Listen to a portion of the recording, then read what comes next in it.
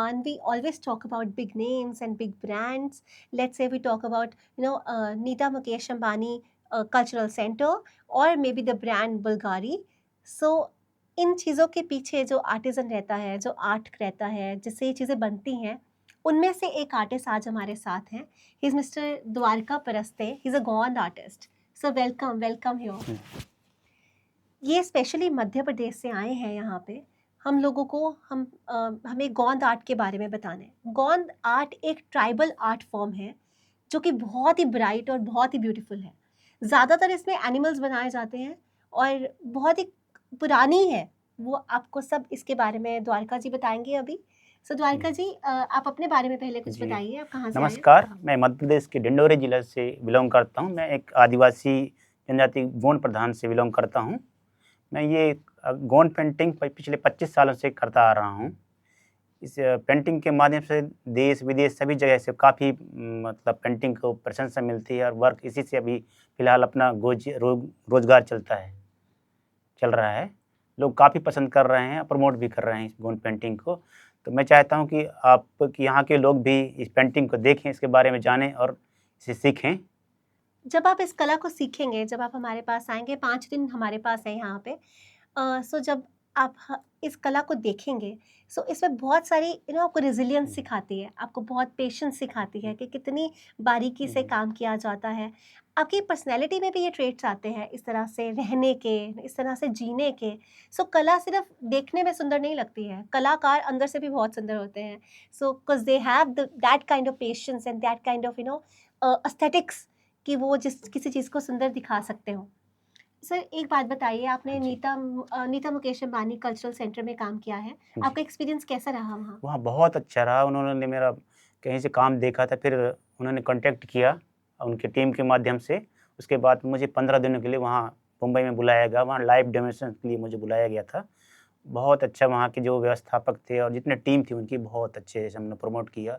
काम भी सेलिंग बड़े-बड़े सेलिब्रिटी जितने हीरो-हीरोइन जो भी थे उस टाइम वहाँ आए थे, सभी लोगों ने काम दिखा और फिर पर्सनली शाहरुख खान जी की पत्नी गौरी खान जी ने मेरा एक वाइल्ड लाइफ हाथी वाला पेंटिंग खरीदा उन्होंने, बहुत खुश होके और उन्होंने पर्सनली मुझे बैग फीड दिया था। सर, वाइल्ड लाइफ सेंटर में भी काम कर चुके हैं दिल्ली में। सर, उसके बारे में कुछ बताइए हमें।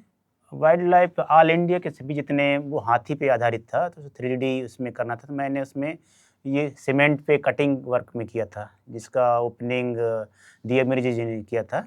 नेहरू गांधी कला सेंटर में वो लगा हुआ है, आज भी है वहाँ।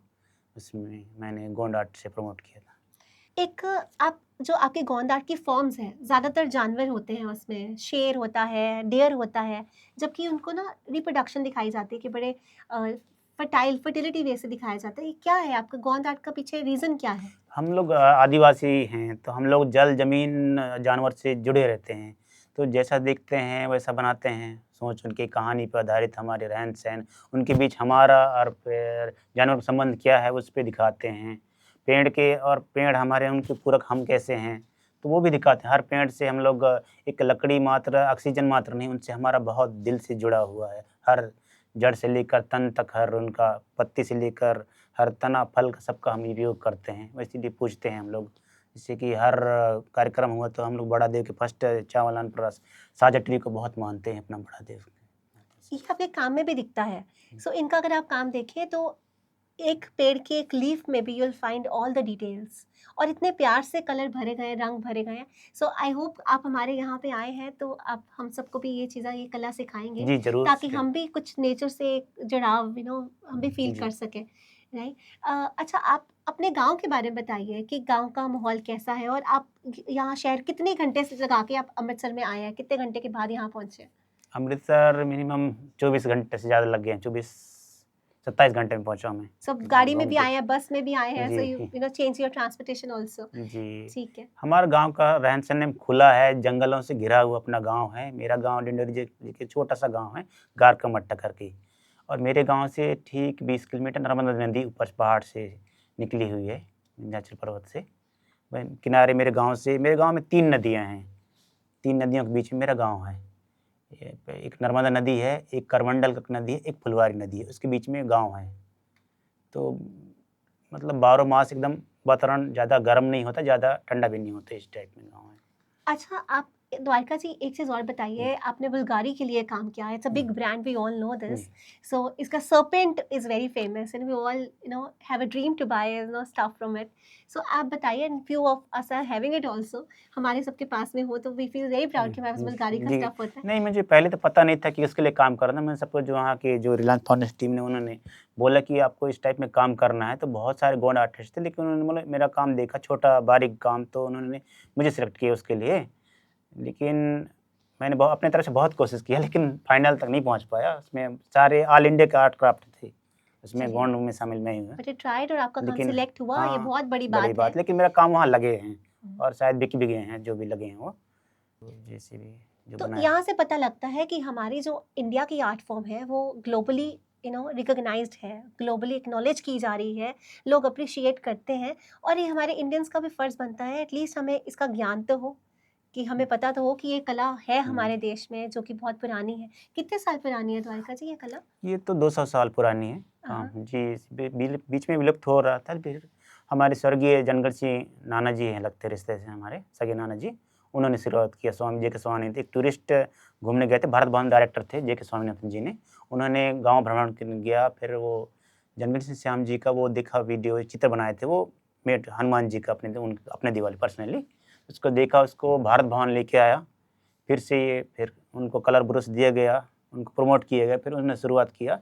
फिर उसको सीखे हुए पीढ़ी जो भी गोंड आर्ट चल रहा है, उनकी पीढ़ी दर हम लोग पीढ़ी दर बना तो रहे अब हैं। कहाँ-कहाँ करते हैं? पेपर पे होता है, दीवार पे होता है, और कहाँ करते हैं आप? आजकल तो मीडियम क्या है? सभी थिंग में हो रहा है आजकल, जितने कपड़े में भी हो रहा है, लकड़ी में हो रहा है, दीवार पे भी हो रहा है। पहली शुरुआत तो इसका दीवार ही पेंटिंग, गोंडी भित्ति चित्र बोला जाता है। अच्छा, जी, दीवार मेन के ऊपर पेंट होता दीवार है। पे पेंटिंग होता है। तो हमारे लोकगीतों के माध्यम से लोग रात भर हम लोग गाते हैं, उसका कहानी पे आधारित बड़े-बड़े पेंटिंग पे उसपे पेंटिंग उतारने कला करते हैं। आप बता रहे थे कि इंस्ट्रूमेंट भी होता है जिसको जी, बजा के उसके साथ में जी। कलाकार कला करता है, हम लोगों क्या के है? मेन बड़ा देव का होता है बाना करके होता है वाद्य यंत्र, बाना। बाना। अच्छा, उसमें जी। क्या होता है? उसमें जैसे कि ये गिटार रखा हुआ सामने, इस टाइप में वो वाद्य यंत्र होता है बाना, उसको रख के बजाते हैं, उसमें गीत गाते हैं रात भर हम लोग। और जब गीत जो वो गाते हैं उसके साथ में आप कला कहानी, कुछ हाँ, क्रिएट करते हैं, हाँ, पेंट मतलब करते सब हैं। लोग घर परिवार के सब लोग इकट्ठे होकर बैठते हैं, सुनते हैं उस गान के। महाभारत हुआ, रामायण पे आधारित हुआ, सब भी चलते हैं, लेकिन हमारे स्टाइल में चलते हैं, हाँ। गोंडी स्टाइल में।